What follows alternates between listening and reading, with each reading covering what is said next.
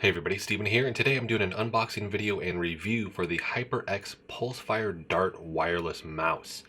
Now I've done a review for the Pulsefire Core, I believe, on the channel, which is a wired mouse. Good price for it, it's like 30 bucks.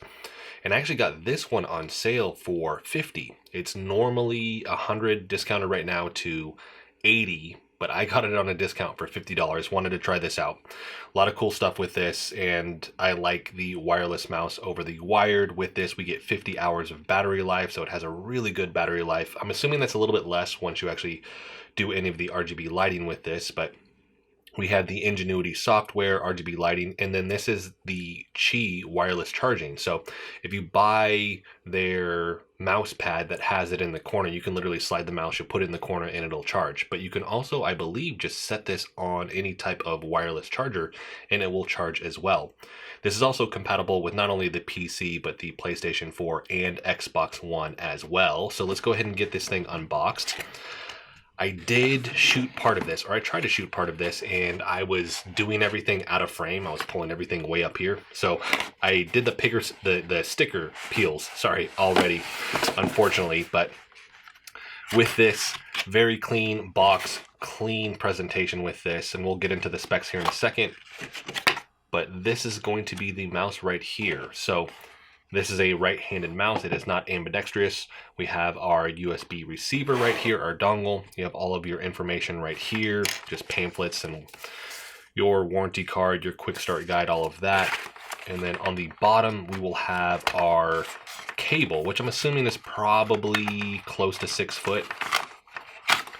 And with this also, it has the receiver. So if you need to put this closer, then I don't know, for whatever reason, your PC is far away and it's creating an issue with this, where it's dropping signal, you can actually just attach it to this and it'll keep it wherever you need it to. So it's in a good view of this so that you always keep that good signal.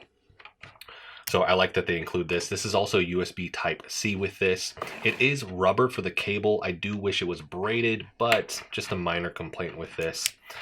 In terms of the feel of the mouse, though, it feels great in the hands. It reminds me of the Logitech G703, which is still one of my favorite mice that I've used.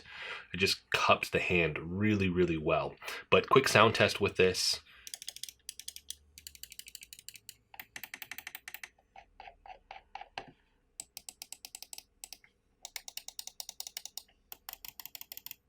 All the buttons feel great. They sound great with this. And we'll look at the specs also with this, which is actually on the side of this.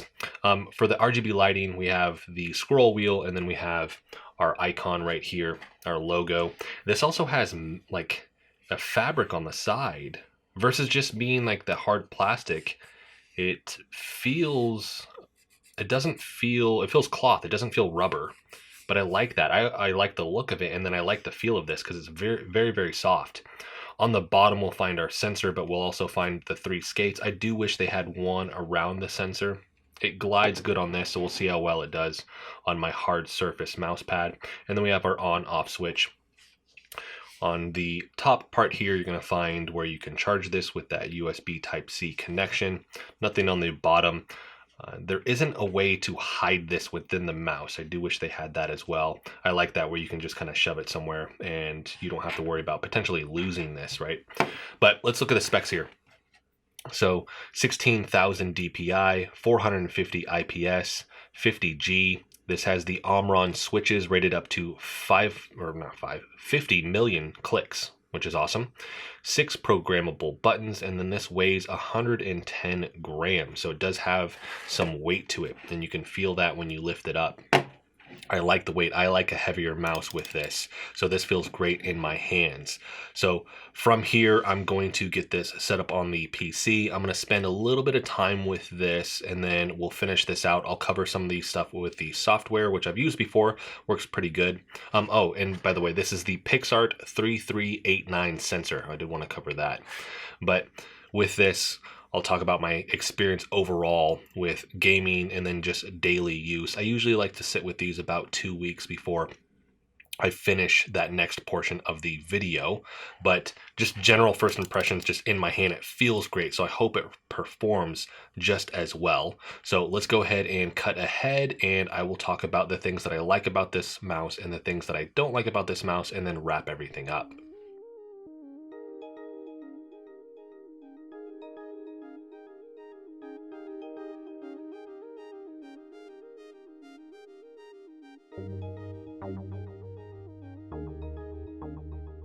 So now that I've spent roughly 3 weeks with the HyperX Pulsefire Dart, I can truly say that this is an incredible mouse.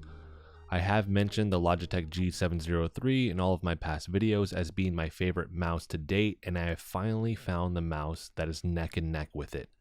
So let's talk about the things that I like about this mouse, get into things that I don't like about this mouse, and then we will wrap everything up. The first big one for me is the performance, as that's going to be the main thing anybody wants out of a mouse, and this doesn't disappoint. I haven't experienced any lag, ghosting, trailing, or false clicks while playing games or during day-to-day use. One quick side note here is to watch your battery life though, as that's actually one of the first signs that you're almost out of battery, is that the mouse is going to start trailing off. And that's true for any wireless mouse that I've used. Next, this thing feels amazing in the hand. For me, it's the right balance of shape and weight to cup my hand. Although I do think for some people it's not going to feel as great, so be sure you do want a cup palm style mouse versus a fingertip grip or a claw style mouse. It's also on the heavier side, which I personally love, but at 112 grams it may be too much for some people. The battery life with its 50 hours is great also, and allows me to play about 2 weeks before I need to recharge. And that's 50 hours with the lights on, by the way. If you actually turn them off, you can get up to 90 hours, which is incredible. The wireless charging is great also, and you could leave the Qi charger on your desk and simply place it on there at night. You can also use it on other mouse pads with it built in, which I will talk about in a bit. So overall, I am extremely impressed with this mouse, but now that I've talked about the things that I like about this mouse, let's talk about the things that I don't like about it.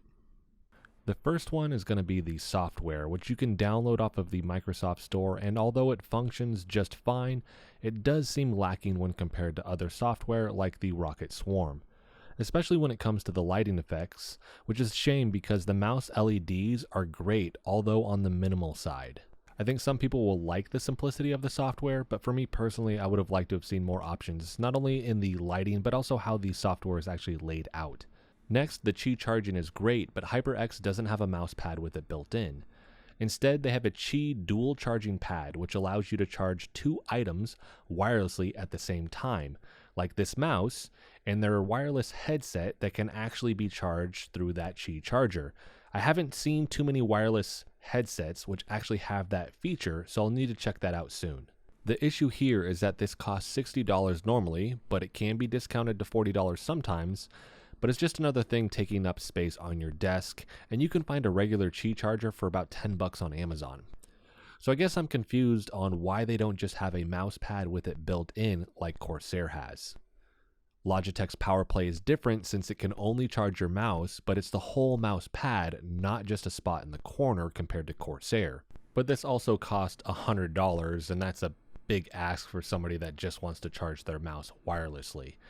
Also, it only works with the Logitech mouse. It does not work with any other mouse. So it works with the G703, the G903, and I think it works with the 502 Hero, maybe one other one. But you are limited to the Logitech mice with this. Can't use it with anything else.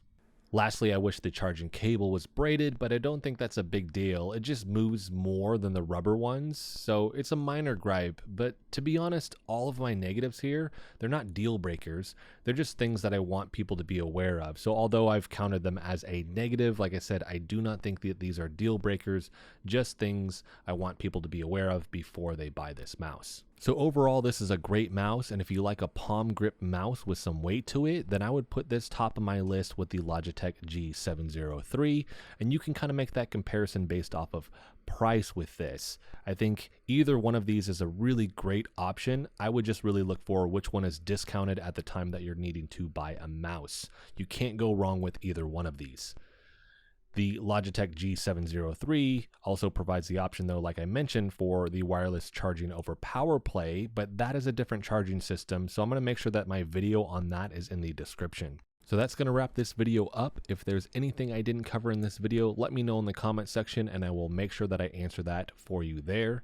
If you like this video, hit the like button for me. If you want to continue to follow along with all my content, hit the subscribe button for me. And as always, thanks so much for watching, and I'll see you in the next video.